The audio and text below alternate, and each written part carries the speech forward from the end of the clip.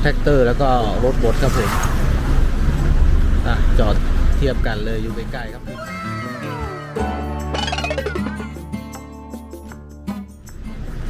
แคทสวยๆครับล้อสามเหลี่ยมอีกคันเป็นรถบดเนาะ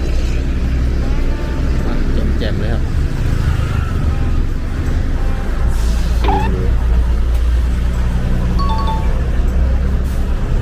เอาใจสายสายโหดกับเรือ